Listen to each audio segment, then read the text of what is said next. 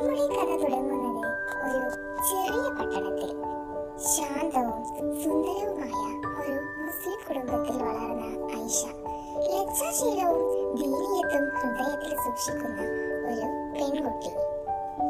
ഒരു ദിവസം മഴ ചാറിക്കൊണ്ടിരുന്ന വൈകുന്നേരം അവൾ ബുക്ക് വാങ്ങാൻ ലൈബ്രറിയിലേക്ക് പോകുമ്പോൾ അപ്രതീക്ഷിതമായി ഒരാളോട് കൂട്ടിയിടിച്ചു. അവൻ അതിനാൽ സൗമ്യൻ, ശാന്തൻ, കണ്ണുകളിൽ ഒരു സത്യസന്ധത. ബുക്കുകൾ നിലത്തു വീണു. ഇരുവരും ഒരേ സമയം കുനിഞ്ഞെടുക്കുമ്പോൾ കണ്ണുകൾ ആദ്യമായി കൂട്ടിയിടിച്ചു. ആ ഒരു നിമിഷം മഴ നിൽക്കുന്ന പോലെ തോന്നി. ഹൃദയം ഒന്ന് നിശബ്ദമായി. അതിനാൽ മെല്ലെ പറഞ്ഞു, "സോറി, നിങ്ങൾക്ക് വേദനിച്ചോ?" ഐഷ ലജ്ജിച്ച് തല താഴ്ത്തി, "ഇല്ല."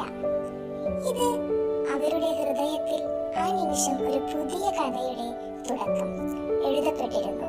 ഇത് വെറും കണ്ടുമുട്ടൽ മാത്രമായിരുന്നു, പക്ഷേ വിധി എഴുതിയത് ഒരു പ്രണയ കഥയായിരുന്നു.